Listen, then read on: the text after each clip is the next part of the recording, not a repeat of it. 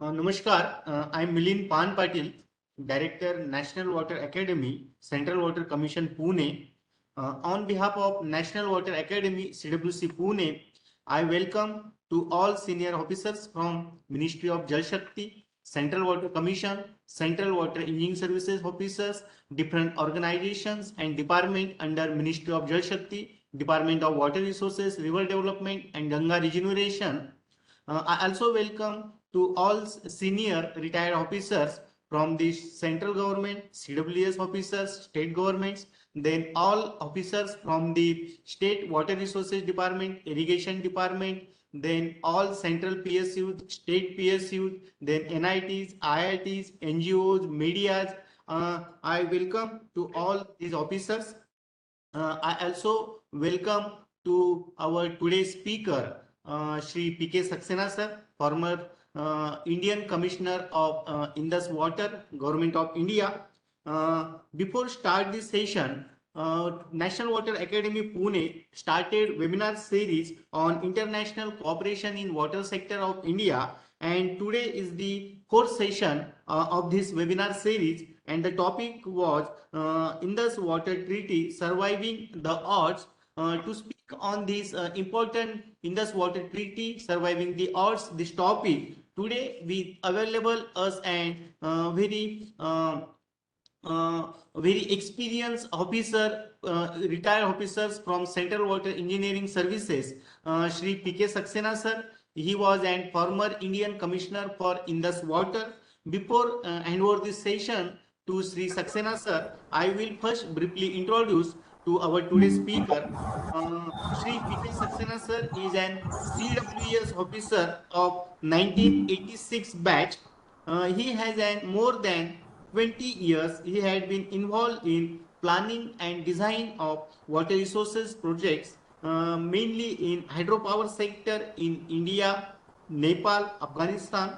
He had authored about 21 papers in national and international journals.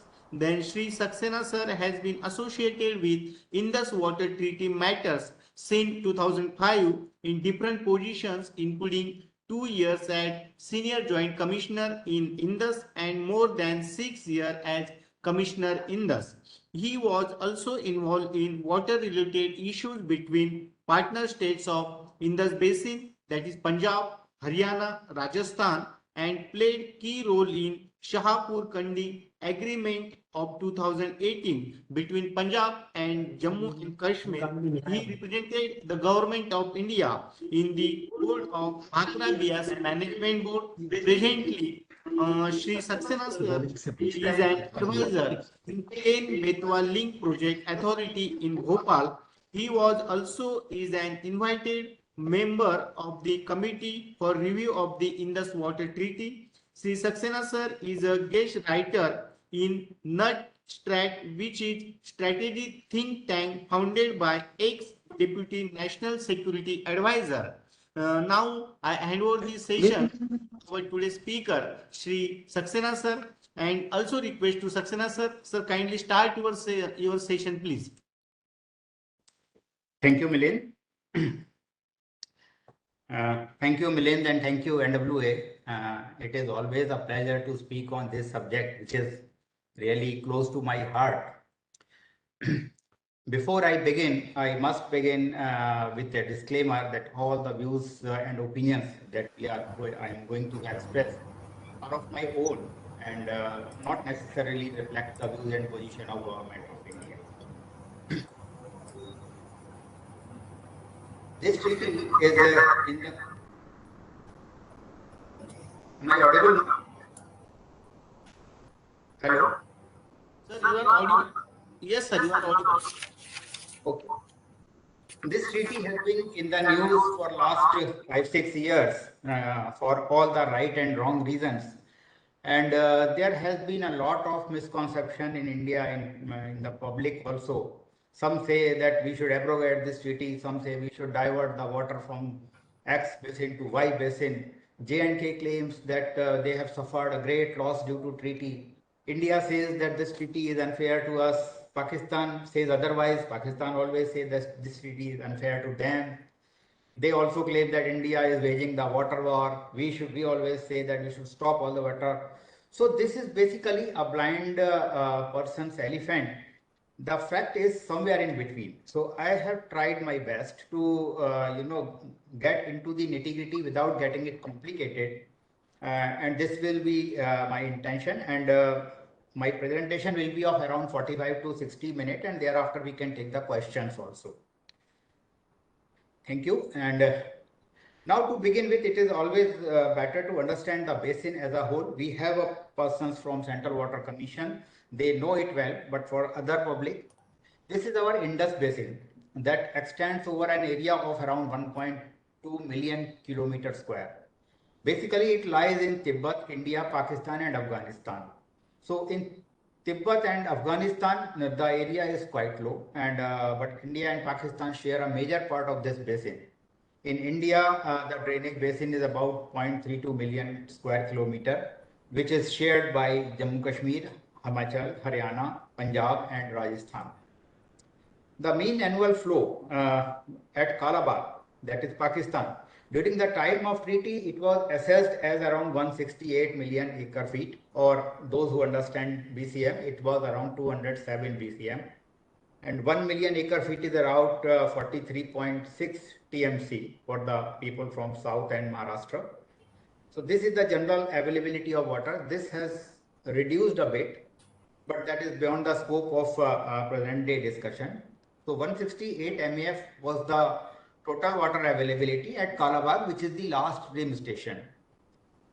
To understand our rivers, the Indus, the main river of Indus is Indus main, which actually originates near Mansarovar in Tibet, and it enters into rather you can say China-occupied Kashmir, Aksai Chin area. Finally, it enters into our Jammu and Kashmir. It flows a very small distance in J&K and goes into Pak-occupied Kashmir, and thereafter it flows right up to near Karachi. It goes up in the sea. This is Indus, which flows a very small part in India. Another one is Jhelum, which is a very important river to us. Jhelum, it originates near Verinag in Kashmir, and it goes up to Srinagar.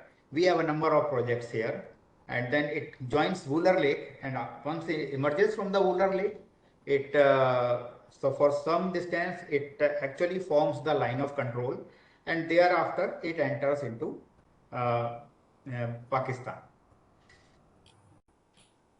Third one, which is the most important river in the present context, this is Chenab. It originates as a two river, Chandra and Bhaga, and then they join together to form Chenab. Chenab actually goes into Jammu and Kashmir, and thereafter it goes to Pakistan. These three rivers are called as western rivers, that is Jhelum, Chenab and Indus. They are deliberately shown as green to differentiate that these rivers actually belong to Pakistan. We will come to it later. Then we come to the eastern rivers. Number one river which is important is Satluj. It also originates in Tibet, goes into Punjab, and then finally it goes into the Pakistan. Ravi River is important because it, for most of the reaches, for substantial reach, it forms the border of India and Pakistan.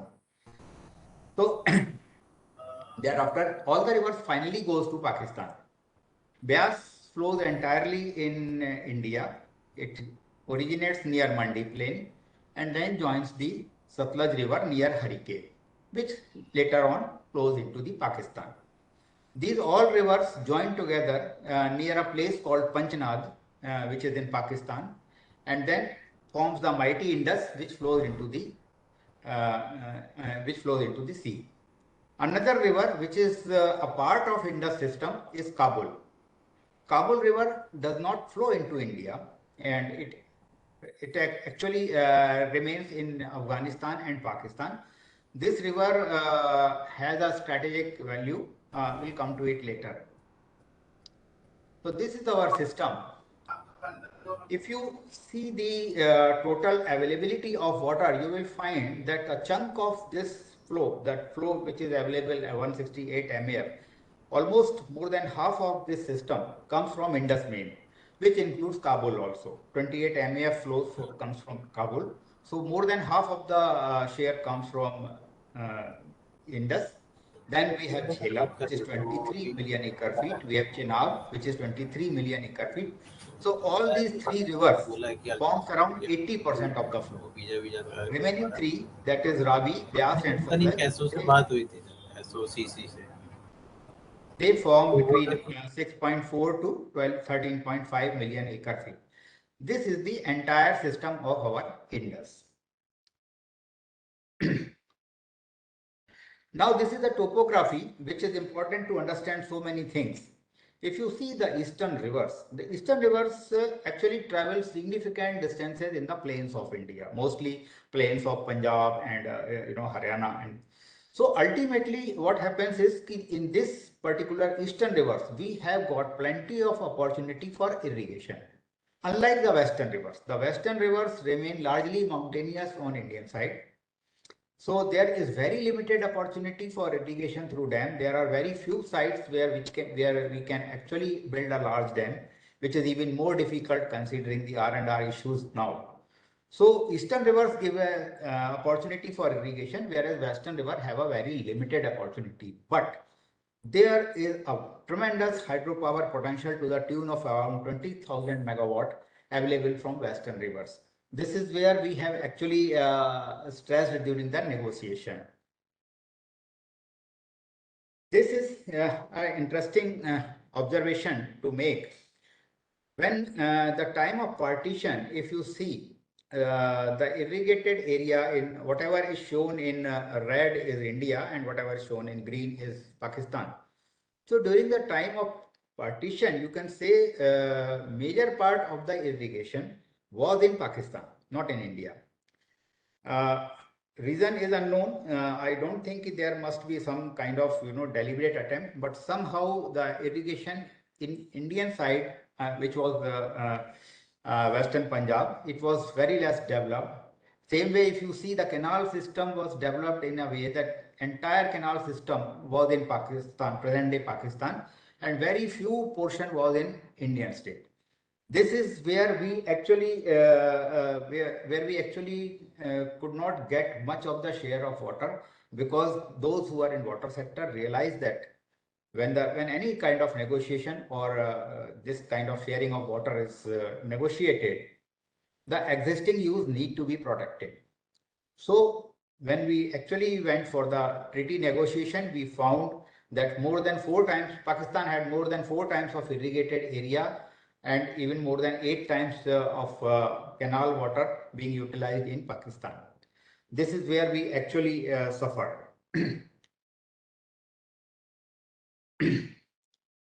So the origin of the treaty was like that.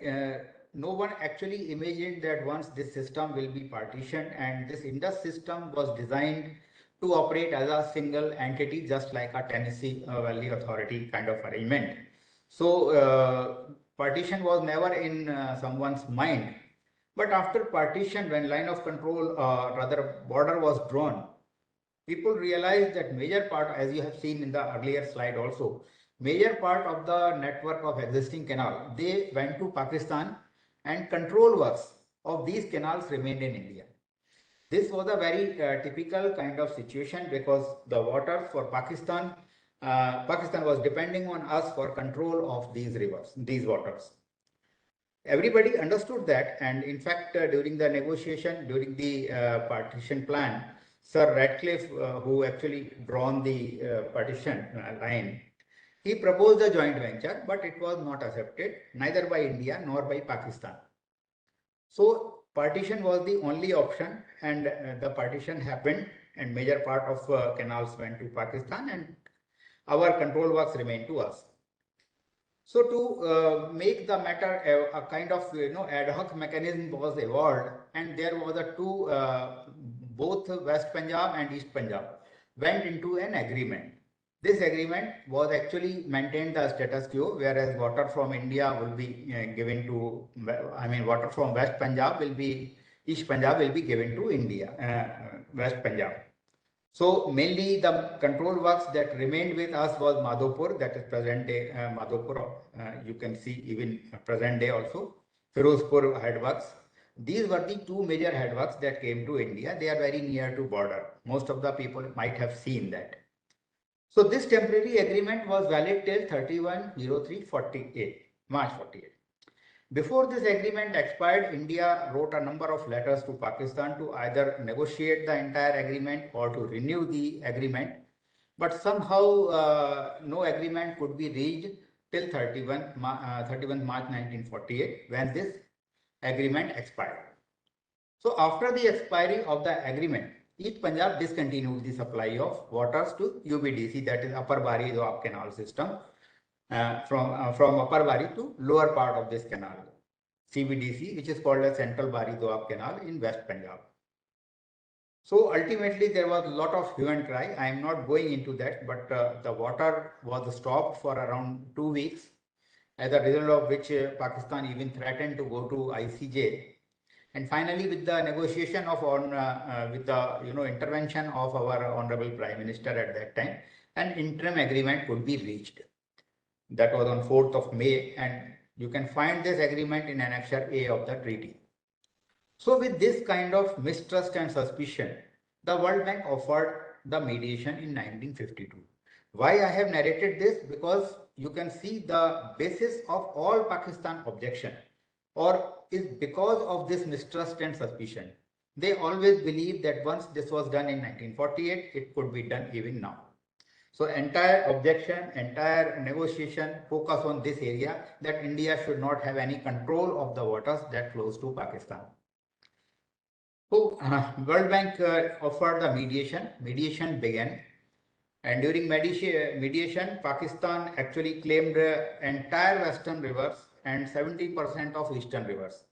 This was beyond comprehension even now, because ultimately is left only 30% of the water. That means about 33 MAF at present, and only 30% of that, only 9 MAF water was available for India, which was basically used for the existing usage.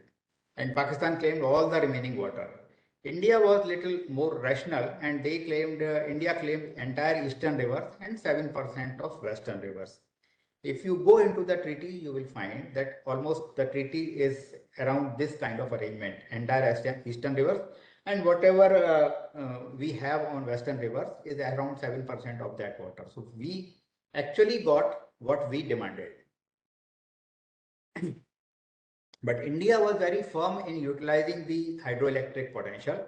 This was a bone of contention, and ultimately, after a lot of negotiation and a lot of intervention, finally, this India was given right to utilize the huge hydroelectric potential, but with the condition that their flow, I mean, in Pakistan's the flow which is going to Pakistan should not be disturbed. So Pakistan accepted India's right then. So all these restrictive conditions that you see in the present treaty are actually we have a very lengthy annexure in C, D, E, which put a number of restrictions on us in utilizing that water. All these restrictions are basically meant to assuage the Pakistan's concern. So with this kind of negotiation, eight years of negotiation, the Indus Waters Treaty was signed by our then Prime Minister Jawaharlal Nehru and Field Marshal Muhammad Ayub Khan on 19 September 1960. So we have around more than 63 years of treaty.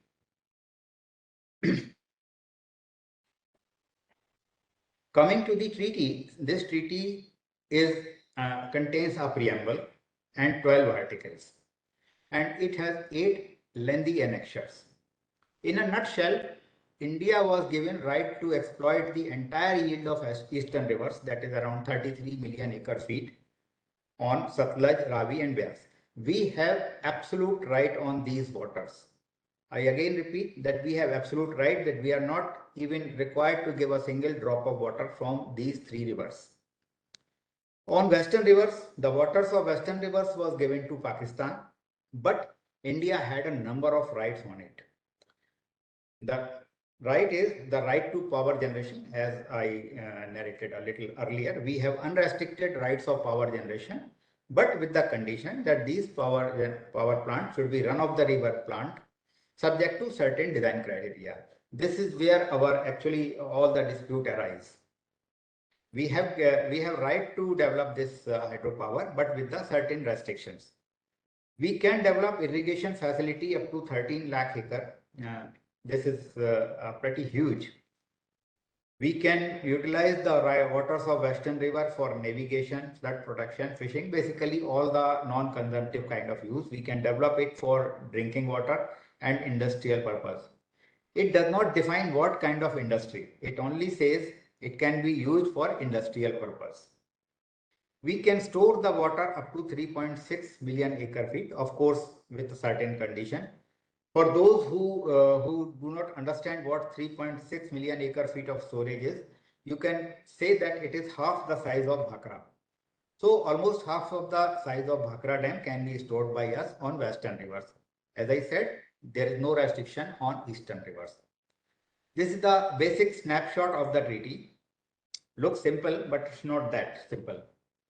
We have a permanent Indus commission with commissioners from both the country, one commissioner from Pakistan and one commissioner from India. I had the opportunity of representing India as commissioner for 6 years. Each commissioner is a representative of its government for all matters.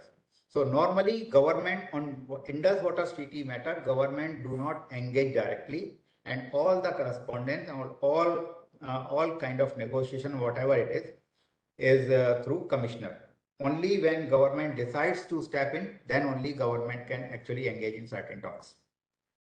We have a system, robust system of sharing the data. We have more than around 400 sites or so.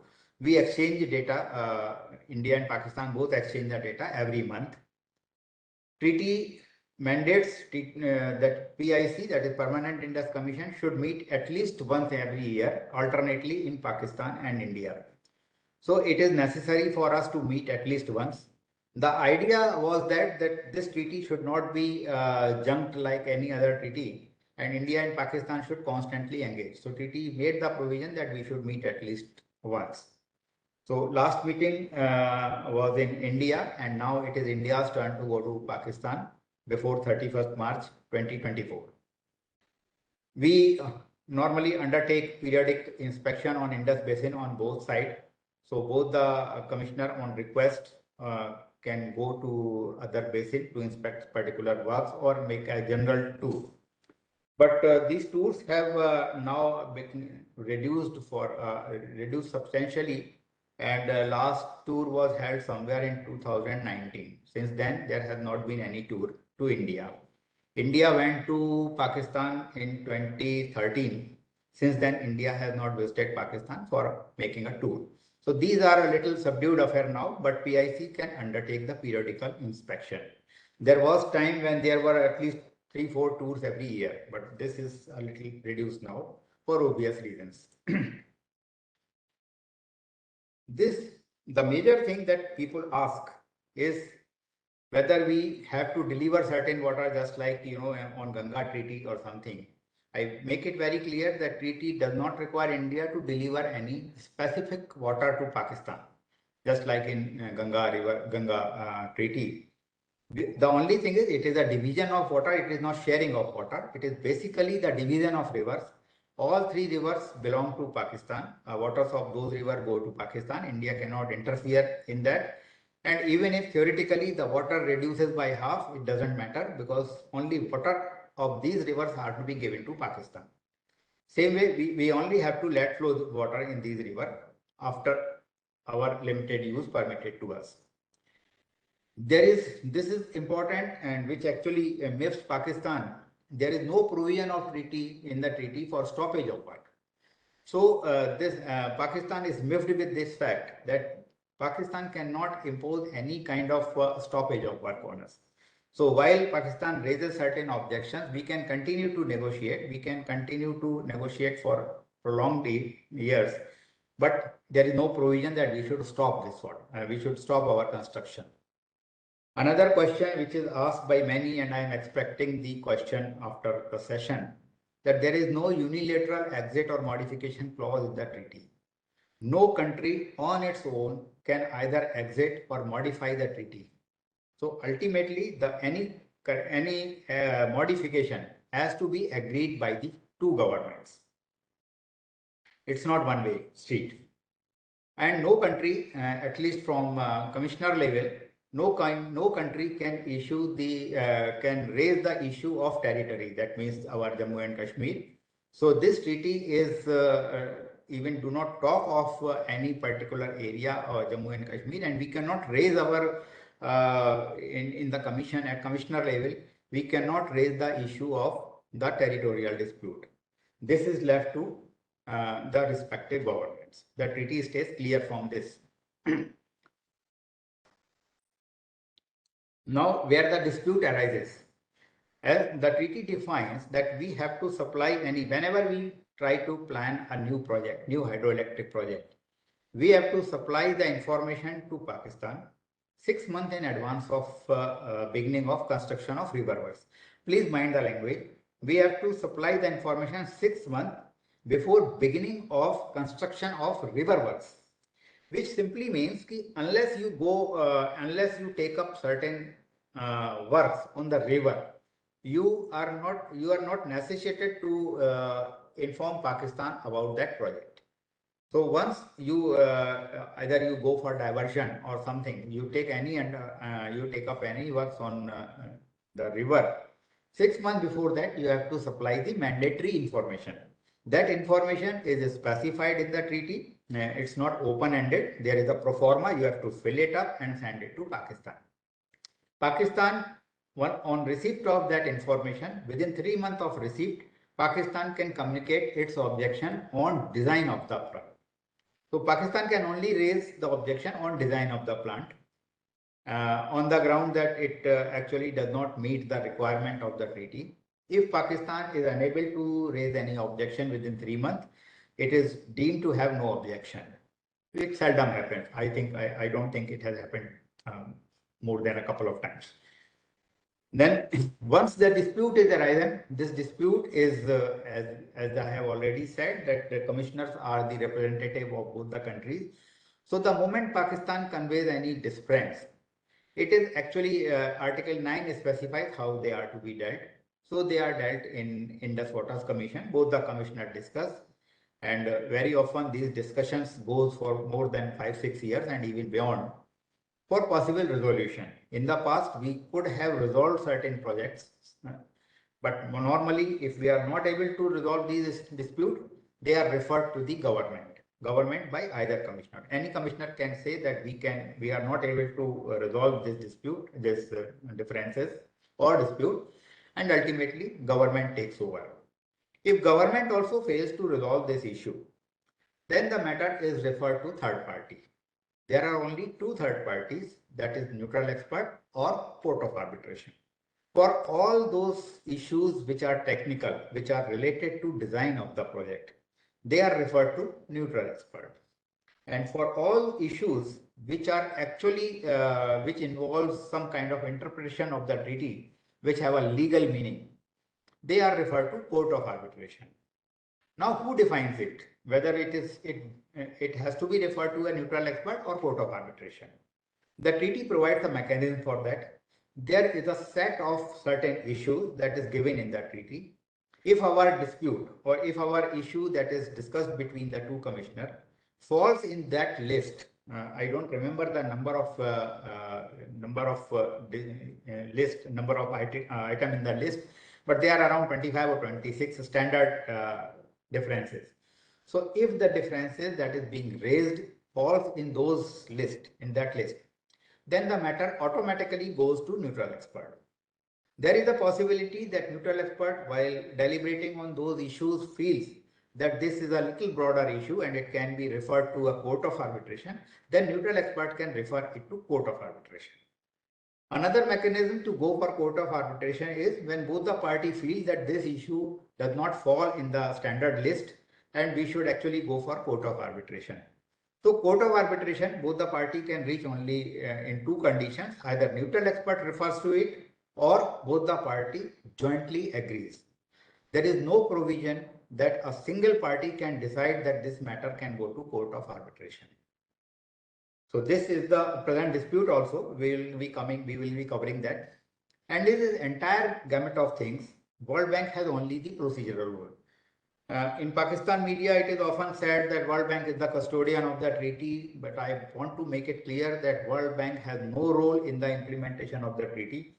It is purely a bilateral treaty. World Bank only comes into picture when there is a dispute that is required to go to a third party, and World Bank can only the World Bank's only role is to appoint the neutral expert or to constitute a court of arbitration. That too within the certain specified line of action. They cannot go as per their own wish. Treaty provides the mechanism how the neutral expert or court of arbitration can be appointed. So World Bank only has a limited role. They are not custodian of the treaty. So once this treaty is clear, so as you said, as I have said, that this eastern rivers was allotted to us. We had put all our resources to develop the water of eastern rivers. We could develop a unified system on eastern rivers. We have built 3 major dams on each of the eastern river which has been allotted to us. We have Bhakra on Satluj and Ranjit Sagar on Ravi and Pong Dam on Pong Dam on Vyas. Together, we have connected all these 3 rivers through Vyas Tatlaj link, Madhopur Vyas link, and with the development of Indira Gandhi project, we could utilize almost 100% of the water that is given to us, and we could irrigate the area up to Jaisalmer in Rajasthan through our this system. Of course, some water still flows to Pakistan, mostly during the monsoon. We are trying to utilize that also. So the Shahpur Kandi, there was a dispute between Jammu Kashmir and Punjab. That dispute has been resolved, and now this construction is undergoing, and this project should be seeing the light of the day very soon. Central government is providing all assistance to this particular project. Another, we are planning 2 projects, that is Oj and Saken Ravi Vyas link. So once these projects come into existence, we will be utilizing almost 100% of the water that is given to us. Except, of course, during heavy monsoon, some water will still flow to Pakistan, but that water is of no use either to us or them. So this system for eastern rivers, we can say that we have utilized almost entire water that is available to us. On western rivers, things are not very encouraging. If you see, on western rivers, we have been permitted around 9.12 lakh acres till storage are constructed, and 13.43 after the storage. Treaty provides two irrigation ICA permitted to us. If we do not construct any storage, we can irrigate up to 9.12 lakh acre of ICA. And once we construct the storage, we can go up to 13.43. But this stage has not reached, because even without storage, we are permitted 9.12 lakh. But present irrigated cropped area is around 8 lakh or a little below 8 lakh. And this 8 lakh figure is going on since 1980. In 1980, we could achieve the irrigated cropped area of around 8 lakh acre. And it has almost been 43 years since then. And the irrigated cropped area hovers around 8 lakh acres only. There are a number of reasons, but that may be beyond the scope of present day discussion. On storage, we are permitted 3.6 million acre feet, but we have not created a single drop of storage on western rivers. Again, there may be number of issues because of this. Pakistan has nothing to do with this kind of underdevelopment. The first irrigation and the first storage project that under construction is Pakaldul. Even that particular project has a storage of less than 0.1 million acre feet. So this entire storage which is permitted to us has not been utilized so far.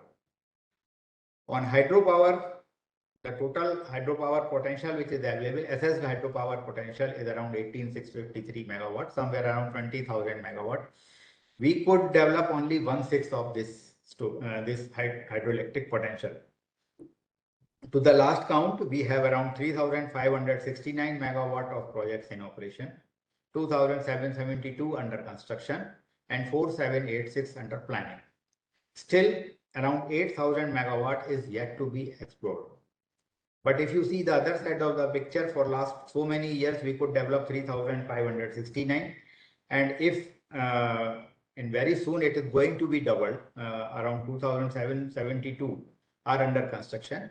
And we will be doubling this potential, this development in next 4 or 5 years. This is the our development, as I said, Kishanganga project, which was a major bone of contention. Even now, it is under the neutral expert, referred to neutral expert. We have already completed this project in 2018, and now it is generating 330 megawatt. In 2016, a committee was formed to fast track the development in Indus Basin. So after that committee's decision, our fast track TEC was granted to a number of projects. And at present, the work on Ratle HEP, which is again under dispute, is construction is ongoing. Kiru 624 is ongoing. Pakaldul is in advanced stage, around 1,000 megawatt, and Kwar 540 megawatt. These 4 projects will see the light of the day in next 4 years or so. So we are trying to utilize this right available to us. We will have a largest project in Indus Basin, that is Sawalkot, 18,056 megawatt. That may probably be the largest project in India, because as I remember, the largest project is Nathpajakri, which is 1,500 megawatt. So the work on Sawalkot, Kirthai 1, Kirthai 2, these are under advanced stage of planning, and any time in next 2 or 3 years, the construction on this may also begin. So we are making a lot of efforts to ensure that our rights are utilized, and these efforts will actually generate substantial revenue and direct employment to Jammu and Kashmir, and besides helping our optimal utilization of our rights. This is our plan on Western Rivers. Now coming to the treaty, this is interesting. Most of the people believe that treaty allocated only 20% of water to us, despite the fact that 69% of the water from entire catchment flows in India. Even for this 20% of the water, India contributed around 62 million pounds, which at present day level is around $4 billion. We had to contribute $4 billion to the Indus Basin Fund for this 20% of the water. So even if India utilized the entire flow of water from Western River, it is no more than the 3% of the mean flow of these rivers. But still, there is a lot of hue and cry in Pakistan. India has never hindered water flows which Pakistan is entitled, not even the 3 or 4 wars that we have fought.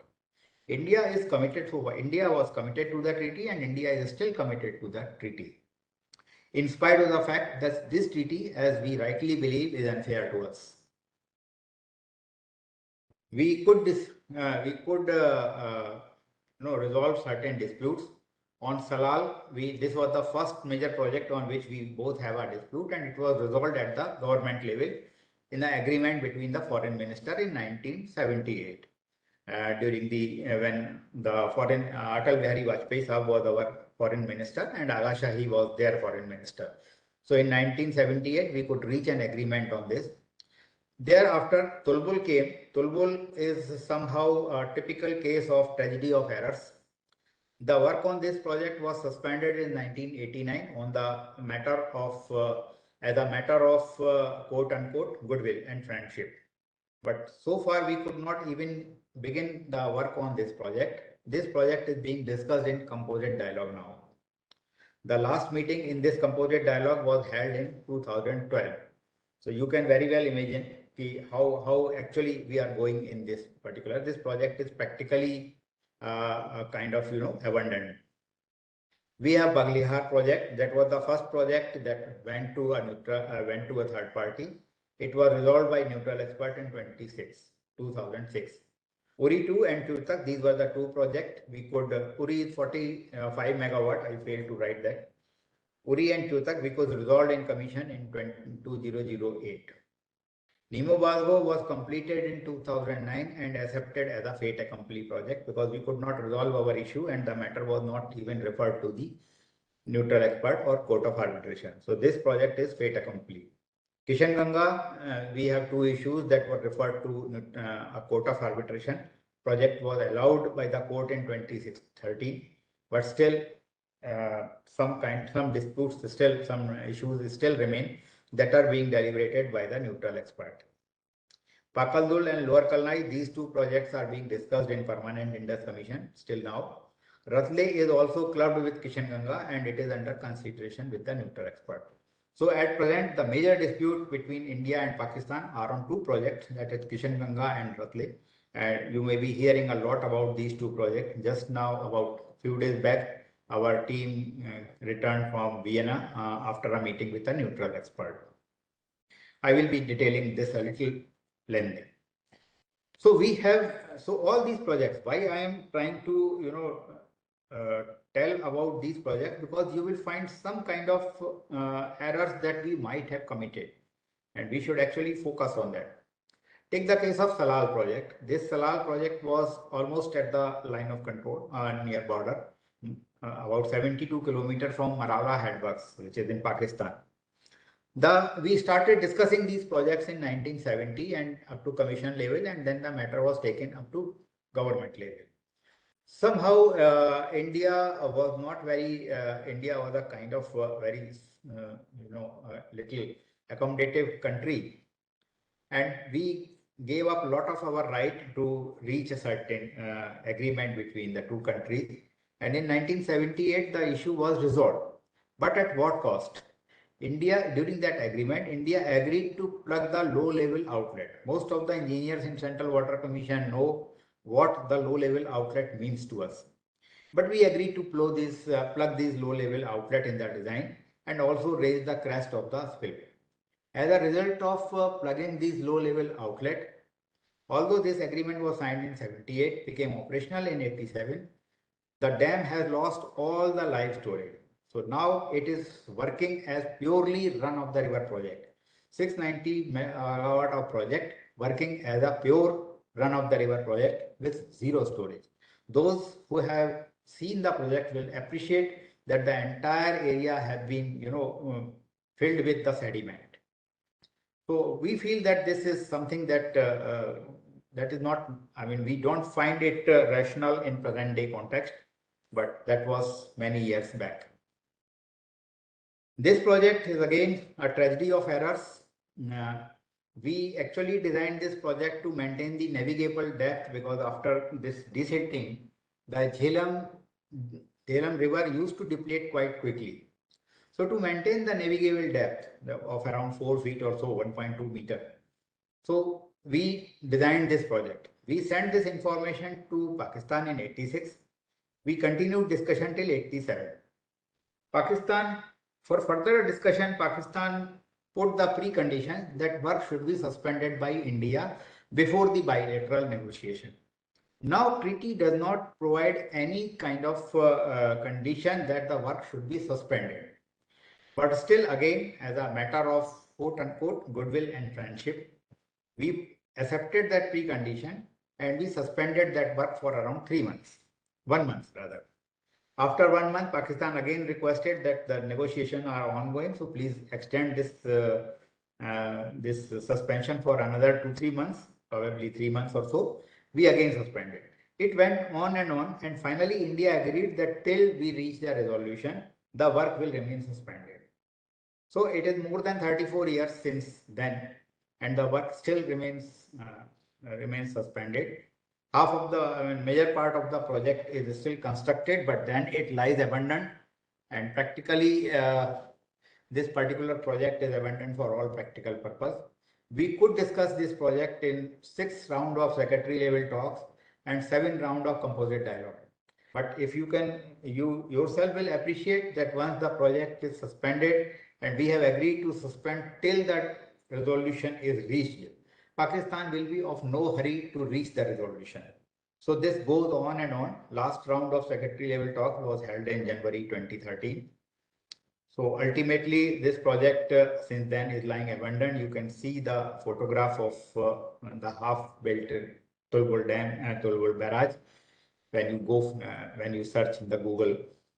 So this is a typical case where we have gone beyond the treaty in the spirit of goodwill and friendship, which unfortunately is not there.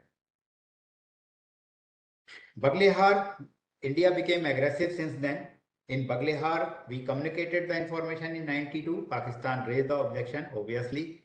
We started construction in 1999, pending resolution. Then Pakistan moved to World Bank for appointment of neutral expert. World Bank appointed Professor Raymond Lafitte, Swiss engineer. 2 rounds of submission were made, 5 rounds of oral arguments were made, and in neutral expert gave its determination in 2007. The determination largely supported India's position. The stage one was commissioned in 2008, and stage 2 was commissioned in 2015 by our honorable Prime Minister. This is where we started a little more aggressive to assert our rights. Kishanganga and Ratle, this is still continued. This is interesting because a lot of questions come on this. In this project, Pakistan raised 6 objections on Kishanganga. 4 of them were on the design of the project, and 2 of them was the legality of diversion and drawdown flushing. So as I have said, we can go to court when both the parties agree. India also realized that 2 issues are legal regarding diversion and drawdown flushing. We agreed to take this issue to Permanent Court of Arbitration. In 2009, the matter was referred to Permanent Court of Arbitration. 7-person COA was formed in 2010, and in 2013, court allowed the diversion of the to this project, which was a major win for us. But it disallowed the flushing, which, in spite of our repeated submission that this flushing is very essential for the project, and even Pakistan is using the flushing technique, court did not agree and say it violates the treaty. So these 2 issues were resolved by the court, but 4 issues still remained. Meanwhile, we have supplied information of Ratle. So Ratle, also 6 issues of Ratle project also were clubbed with these projects, and they were dealt in Permanent Indus Commission. In 2015, the things took a turn. Pakistan Commissioner said that we are not able to resolve this issue and served the notice for appointment of neutral expert. But in 2016, in a volte-face, it actually again sent a letter that these issues are no more a technical issues and this matter should go to Court of Arbitration. We try to convince Pakistan that these issues are technical issues, and on the same issue, on Baghlihar, they have also gone for a neutral expert, so let us settle for a neutral expert. But unfortunately, agreement could not reach.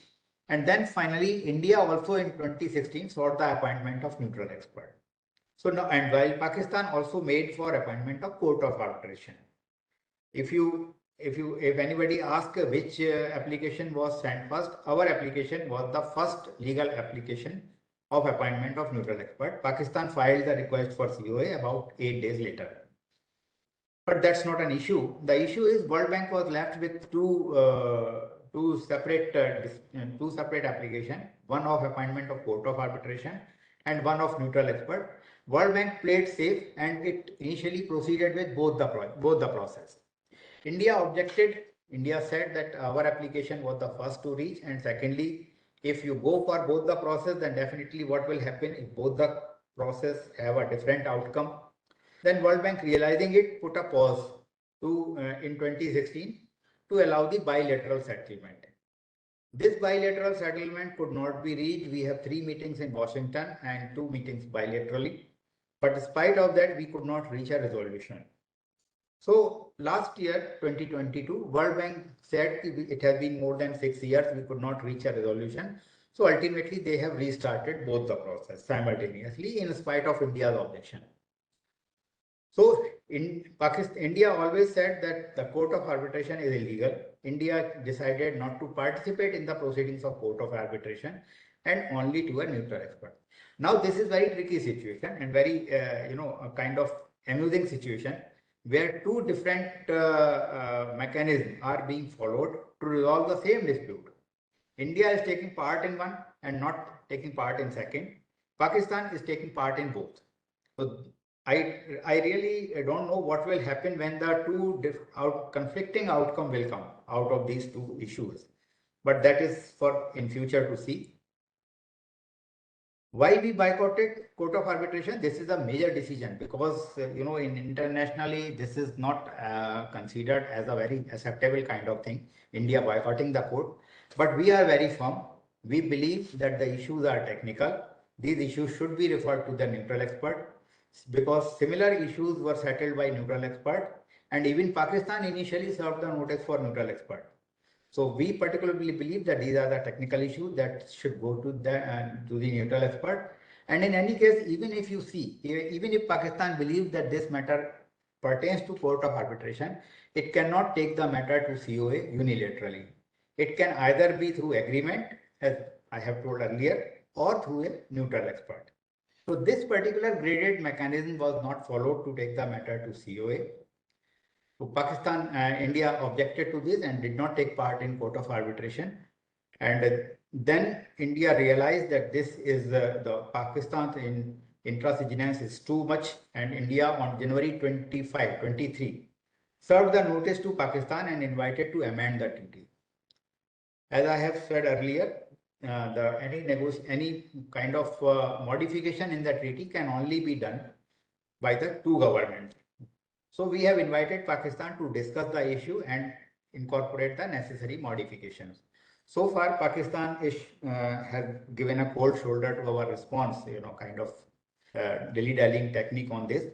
But this is the situation because we have said that this in the present way, in the present scenario, this kind of attitude has raised question about the integrity of the treaty. Pakistan approach, India feels that it has always been obstructionist. We have unrestricted right to produce the hydroelectricity from Western River. We have even, you have seen the earlier slide, we have undertaken a very limited number of projects. To the last, this statistics was few years back, there may be another 4 or 5 projects added to this. But out of those 71 projects communicated to Pakistan, this slide was actually prepared in 2019. There was a couple of projects added to this. But moral of the story is 71 projects we have communicated.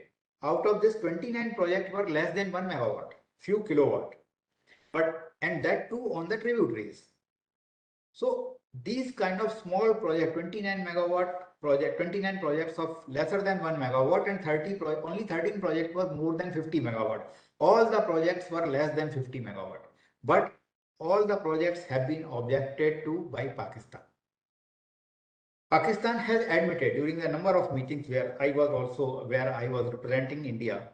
Pakistan has admitted that Pakaldol and Tulbul will be beneficial to them.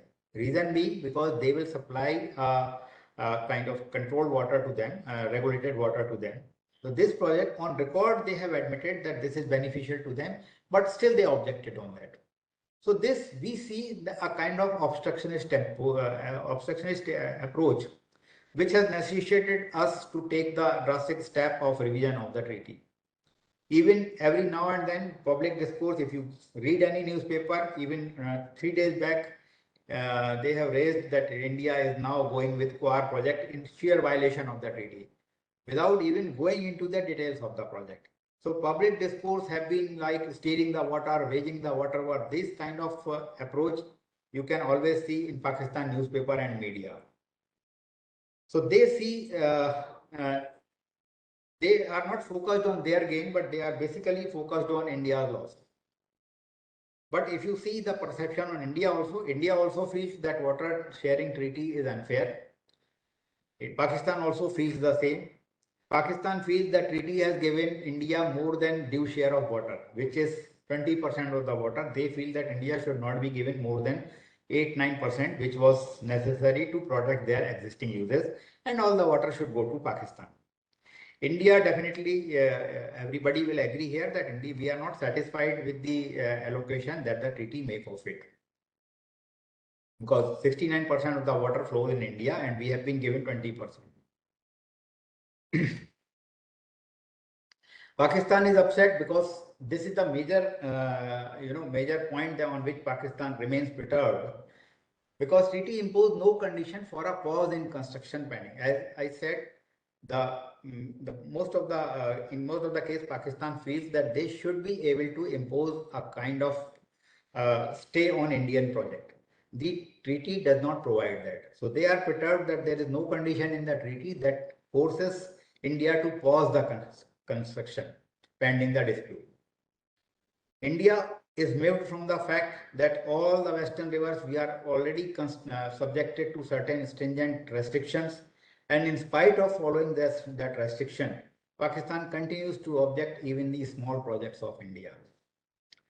11 projects objected to by Pakistan envisage generation of 400 kilowatt. So even on 400 kilowatt project located on a tributary, 100 of miles from Pakistan, I am not able to understand how exactly it adversely affect Pakistan.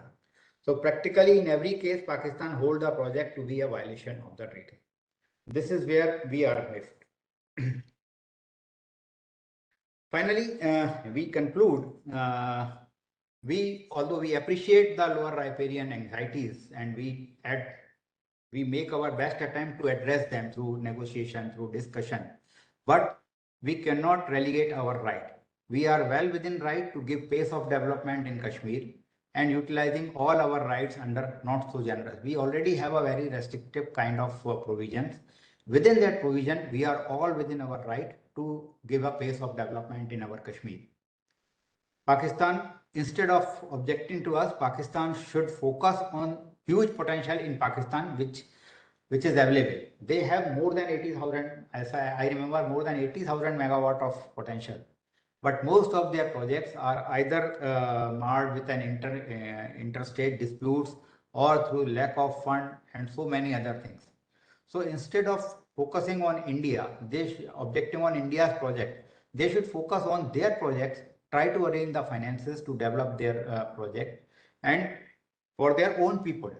So objection on India will not serve the purpose. But this, of course, is too much to expect from Pakistan. This is only possible with a paradigm shift in the mindset and focus on development instead of India-centric approach. This, I believe, is too much to ask for Pakistan, but this is what we conclude. Thank you so much. Last, I close my presentation with a quote of Herbert Hoover that peace is not made at the council table or by treaties. It is only in the heart of the man. We would like to, I would definitely appreciate your feedback on today's talk. And now the forum is open for questions. Thank you so much. Thank you, sir. Now the floor is open for question answer session. If you have any doubt, you can directly ask to our speaker or you can write down in chat box. We will answer your question.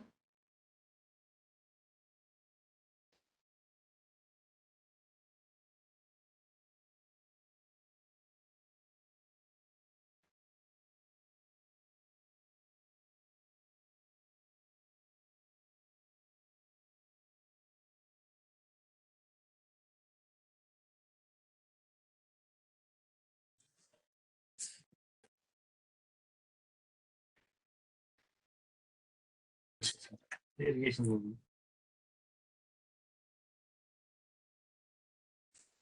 Good afternoon, sir. Yes, please. Please. Yeah, could you please explain us what is the provision in the treaty regarding the storage on Jhelum main? Because there is a difference between Jhelum main and its tributaries. Yeah. The treaty does not give us right to develop the storage on Jhelum main. So Jhelum main, we have a zero storage permitted. And I believe that this is a kind of a very rational kind of approach because we are very close to the border. So presently in the treaty, it is clearly written that we cannot store any water on Jhelum main, but we can make storage on the tributaries.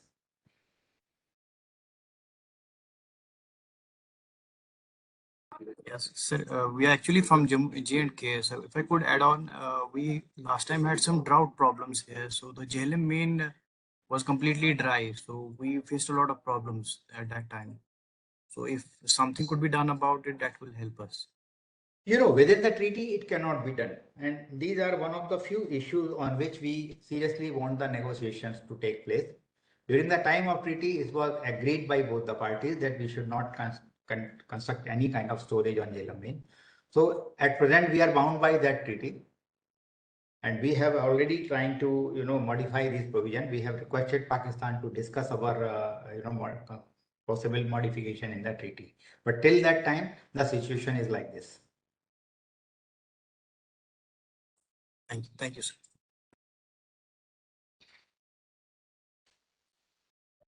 Any more questions, please?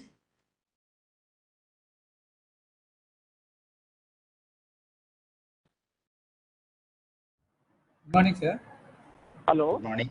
Yeah, good morning. Sir, is there any provision for sharing of power with neighboring country, that Pakistan? Yes, there is a provision. That is not a specific provision, but the treaty provides that both the commissioners can, can go beyond the what is written, and there is a provision of future cooperation in the treaty. But unfortunately, you may also realize that in the present circumstances, when we are fighting for a small things on both the side, on Indian side, this cooperation is unlikely for a moment. But yes, the treaty provides that. The preamble of the treaty is for the optimum utilization of waters of Indus system, and the treaty provides for future cooperation. Both the commissioner, if agree, they can go for a joint development of a project. But I don't see it very likely in near future. Thank you, sir. There is one question in chat box. Why does Pakistan object to the low-level outlets, and in runoff river hydropower project, as the tail-red channel again meets the main river, why the outlet needs to be at the highest level as per treaty when there is no effect of on storage or share of water of Pakistan? Yeah, I was expecting this question. That's why I have, in the beginning also, I have narrated the history of this dispute. The basic thing is Pakistan is irrespective of what your technical, we can justify the low level outlet for, for all those purpose. We can justify that. But the fact is that the treaty does not provide for the low level outlet below the dead storage level. This is one thing. So treaty expressly forbid that. We try to fight that, but unfortunately, even if neutral expert allowed us, the court of arbitration disallowed. But playing the devil's advocate, and if I consider to be a Pakistan commissioner, why I would object is because right in the psyche of Pakistan, there is a kind of apprehension that India can, play with our water. India can make it dry during summer, or maybe flood us during the winter. So treaty does not have any kind of restriction on the dead storage. Theoretically, we can have a zero live storage and 100 of MCM of dead storage. So if we have a low level outlet, they feel that India will have capacity to, empty the entire water and make the Pakistan dry, empty the entire water before summer, and then they say that the dam is to be filled and therefore there will be shortage of water. Or they can they can open the entire low level outlet to flood them. That is basically the psyche. This is not recorded, but this is what I could understand during my interaction with them. So they want that India should not have a capacity, to manipulate with the storage. Of course, that that thing is unfound. I don't think India has always been committed to the treaty, but this is what their apprehension. Thank you, sir. Any more questions, please? Can I ask some question? Yes, sir. Please. Am I audible, Saxena sir? Bilkul, sir. पहली बात तो ये है कि it's a great listening to you and it reflects of your strength as a commissioner.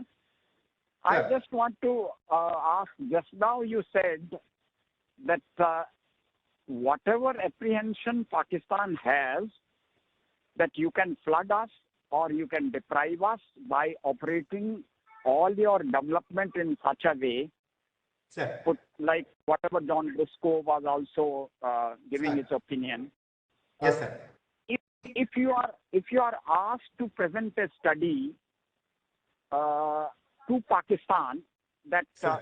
all possible ways, even if you operate mischievously or otherwise, what Sir. kind of a damage they have a possibility, and that damage, what kind of a damage first we'll have to do to our country. Have we made this kind of a study to convince them? This is one question I want to ask.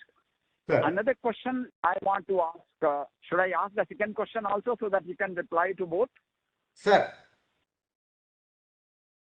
Second question I want to ask is that when at the time of negotiation, we said 7% of the Western River is what we had demanded. Sir. Do you think that right now we are in a stage to think of differently and we can aim at something much more than that? Sir. Like what kind of a plan you have to project that if changes are made in the treaty, what kind of change you are expecting on the Western rivers? And Sir. secondly, you said that 69% is what is going out and we have got just 20%.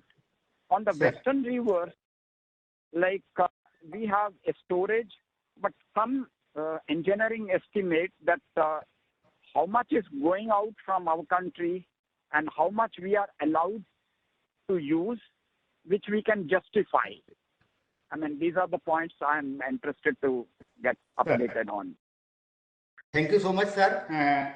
You were a great commissioner yourself for many years. So, sir, you can also appreciate that we can go for a study to, to find out, to show that how much damage we can cause, and we are. But the thing is that whether at all we should go for justifying our own intention where we do not have any intention to do so. This is one thing. Second thing is that you may also appreciate that whatever study you can present, and even if you go for an international study and find out something that we are not in position to damage Pakistan, will the Pakistan actually accept it? Will they see any rational? Had they were able to see the rational, had they were able to think rationally, these disputes would not have arisen at all. So whatever we do, we should not try to just, in my opinion, we should not justify that ki whether we will be able to cause any damage or not. This is for them to see. They should come up with certain figure and fact that yes, this is where during all the meetings we were telling, please justify whatever your apprehension are. You come up with certain fact and figure that yes, this is how we are going to adversely affect you. So far, they have not come up with a rationale on that. So I don't think we should go for such kind of study. This is my own opinion, sir. And yes, regarding 7% of that water that you were telling, uh, sir, I'm sorry. What was your question on that, sir? Like 7% we had demanded on the Western river. Is that right? Sir. And entire Eastern river as a. Sir. And you said that suppose today you are going to demand, Sir. what will be your, and against that 7%, how Got much your you point. got really, and how much is Got your going out point. Got from your point, our sir. territory to Pakistan? Got your point, sir. Yes, at 7, we demanded 7% based on certain studies, and as you already know that there was a committee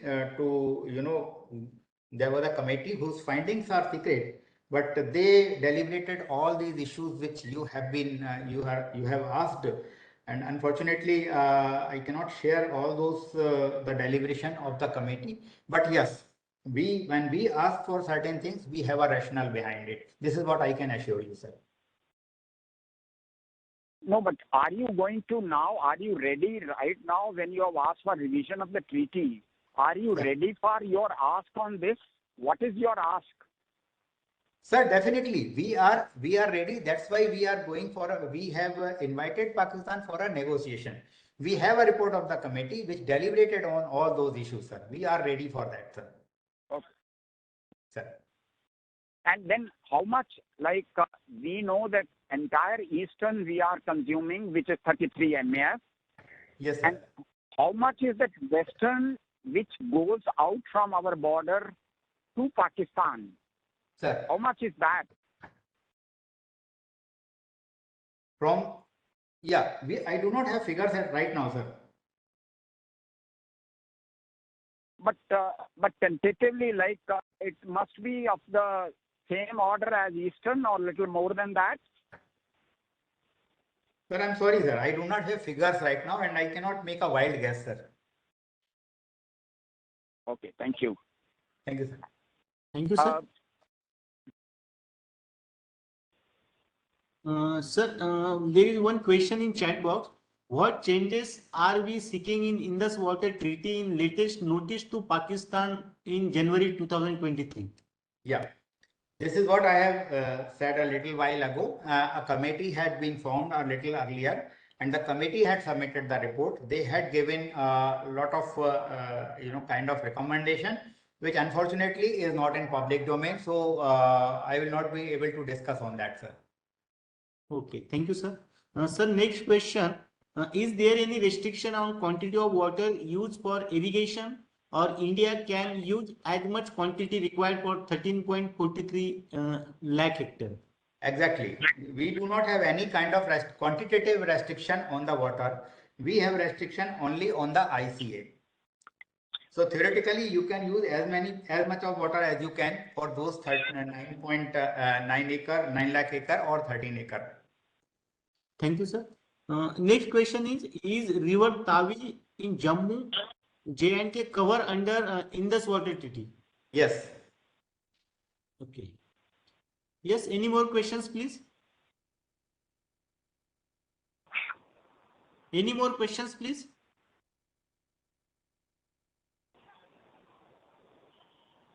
Sir, there is one question.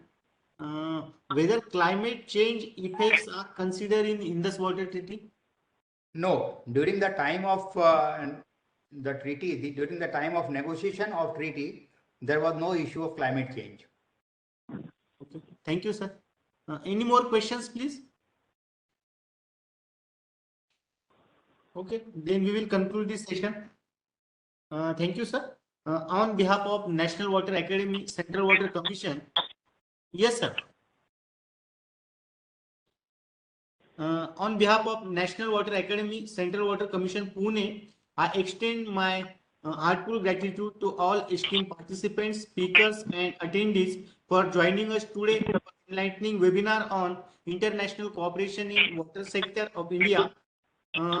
We extremely grateful to our distinguished speaker, Shri Saxena sir, for sparing his precious time and sharing his extensive experience as well as knowledge on Indus Water Treaty.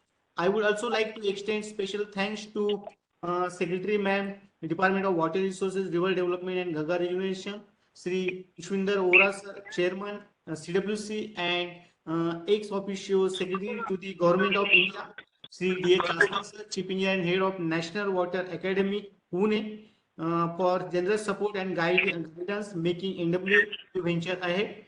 Last but not least, I would also like to thank to our dedicated team, technical team, and support staff who work for this webinar series tirelessly. Thank you once again to everyone who has been part of this webinar session. We look forward to future endeavor and collaboration in pursuit of resolving international water cooperation in India. Our next session will be in this series on international cooperation in water sector on 16th October 2023, and the topic will be working of Indus Water Treaty between India and Pakistan, case studies of Bagliar and Kishanganga project. Okay, we will meet on 16th. Thank you. Namaskar.